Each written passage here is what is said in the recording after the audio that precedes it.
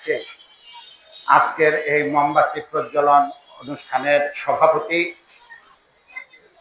আছেন ত্বকীর পিতা রফিউর রাব্বি সহ সাংস্কৃতিক, রাজনৈতিক, নাগরিক আন্দোলনের নেতা কর্মী ভাই বোনেরা, সকলকে বাসদের পক্ষ থেকে শুভেচ্ছা জানিয়ে ইতিমধ্যে অনেক কথা এসেছে, তার সাথে কিছু কথা আমি যুক্ত করতে চাই। সংগ্রামী বন্ধুগণ, 2013 সালে ত্বকী হত্যা হয়েছিল। সেই সময়ে শাসন ক্ষমতায় ছিল স্বৈরাচারী শেখ হাসিনা। ত্বকীকে যারা হত্যা করেছে, র্যাবের তদন্তে তাদের নাম উঠে এসেছিল নারায়ণগঞ্জের আওয়ামী লীগের রাজনৈতিক পরিবার, গডফাদার শামীম ওসমানের পরিবার এই হত্যাকাণ্ড ঘটিয়েছে এবং আজমিরি ওসমানের নেতৃত্বে সরাসরি এই হত্যাকাণ্ডটি ঘটেছে। সংগ্রামী বন্ধুগণ, সেদিন সেই স্বৈরাচারী শেখ হাসিনা নিজে হস্তক্ষেপ করে বিচার কার্য বিলম্বিত করেছে, ঝুলিয়ে রেখেছে। আমরা সেই স্বৈরাচারের আমলে একের পর এক কর্মসূচি পালন করেছি, আন্দোলন করেছি ত্বকী হত্যার বিচারের দাবি নিয়ে। কিন্তু স্বৈরাচারের আমলে যে বিচারহীনতা সমাজে প্রতিষ্ঠিত করেছিল, সেই বিচারহীনতায় আমরা দেখেছি গুম, হত্যা, ধর্ষণ, নির্যাতন রাজনৈতিক প্রশ্রয়ে সংগঠিত হয়েছে, কিন্তু বিচার হয়নি। তারই পরিণতি শেখ হাসিনার পতন।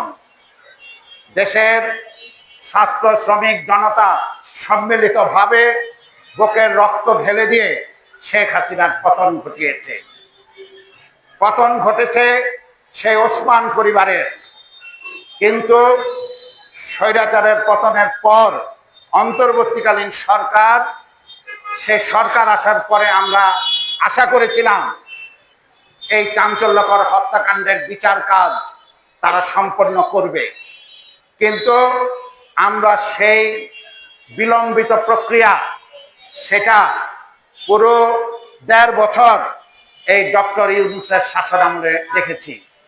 আমরা স্বৈরাচারকে পতন ঘটিয়েছি, কিন্তু তার অনেক বৈশিষ্ট্য আমরা সে ডক্টর ইউনূসের সময় বহাল দেখলাম। সে আগের রূপে না হলেও আমরা মপতন্ত্র দেখেছি, আমরা জনজীবনের বিরুদ্ধে দাঁড়িয়ে নিত্যপণ্যের দাম বৃদ্ধি করা দেখেছি, আমরা বিচারহীনতাও দেখেছি। সংগ্রামী বন্ধুগণ, তারপরে জনগণের বহু প্রত্যাশিত নির্বাচন আসলো। 12ই ফেব্রুয়ারি নির্বাচনের মধ্য দিয়ে বহুদিন পর আমাদের দেশে একটি জনগণের ভোটে নির্বাচিত সরকার আসলো।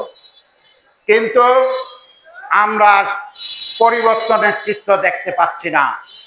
এই সরকারের 100 দিন অতিক্রান্ত হয়েছে। এই সরকারের সময়ও প্রায় 80টি মপতন্ত্রে প্রায় 40-42 জন মানুষ মৃত্যুবরণ করেছে। সেই ডক্টর ইউনূসের সময়কালের অনেক বৈশিষ্ট্য এখনো আমরা দেখতে পাচ্ছি। আমরা জানি না এই সরকারের সেই আন্তরিকতা আছে কিনা এগুলো পরিবর্তনের। সংগ্রামী বন্ধুগণ, নারায়ণগঞ্জের যে চাঞ্চল্যকর হত্যাকাণ্ডগুলি সেই গডফাদার পরিবারের মাধ্যমে সংগঠিত হয়েছিল, সেই চঞ্চল, বুলু, আশিক, মিঠো কোনো হত্যার বিচারই আমরা এই সময় আগাতে দেখি নাই। সংগ্রামী বন্ধুগণ, সরকার আন্তরিক হলে যে বিচার সম্ভব, অতি অল্প সময়ে সেটা সম্ভব। আমরা রামিসা ধর্ষণ এবং হত্যার বিচার মাত্র 5 কর্মদিবসে সেটার রায় পর্যন্ত আমরা দেখলাম। 19 মে রামিসা হত্যা হয়েছিল, তার 19 দিনের মাথায় আমরা জনগণের প্রত্যাশিত সে বিচার দেখলাম। সংগ্রামী বন্ধুগণ, প্রবল চাপের মুখে সরকার এই অল্প সময়ের মধ্যে এই রায়টি দেওয়ার ব্যবস্থা করেছে। তাহলে ত্বকী হত্যার বিচার কেন হবে না? আমরা শুনতে পেয়েছিলাম এই ক্ষমতাসীন বিএনপির তৎকালীন কয়েকজন নেতার প্রশ্রয়ে তারাই এখান থেকে সে শামীম ওসমান পরিবারকে দেশ পার করে দিয়েছে। সংগ্রামী বন্ধুগণ, এইটাই যদি সত্যি হয়ে থাকে তাহলে তারই কি প্রতিফলন আমরা দেখছি? এই সরকারেরই কেউ কেউ কি এই বিচার কার্যকে বিলম্বিত করার চেষ্টা করছে? আমরা পরিষ্কার বলতে চাই, এসব করে লাভ হবে না। শেখ হাসিনা স্বয়ং এই বিচার কার্য বন্ধ করার চেষ্টা করেছে, কিন্তু মানুষের মুখ বন্ধ করতে পারে নাই, মানুষের আন্দোলন বন্ধ করতে পারে নাই। ফলে সরকার যেভাবেই হোক এই বিচার কার্য যদি বিলম্বিত করে, এই বিচার কার্যের ফলাফল যদি আমরা না পাই, আমাদের সে আন্দোলন অব্যাহত থাকবে। নারায়ণগঞ্জের নাগরিক সমাজ, সাংস্কৃতিক সমাজ এবং রাজনৈতিক সমাজে আন্দোলনে আছে। আমরা এই আন্দোলনে থাকব, আমরা এই কর্মসূচিতে থাকব। টকি সহ এই সমস্ত হত্যাকাণ্ডের বিচার কাজ না হলে এই আন্দোলন ধীরে ধীরে আরো তীব্র রূপ ধারণ করবে। সকলকে বাংলাদেশের সমাজতান্ত্রিক দল বাসদের পক্ষ থেকে অভিনন্দন জানিয়ে আমি আমার বক্তব্য এখানে শেষ করছি।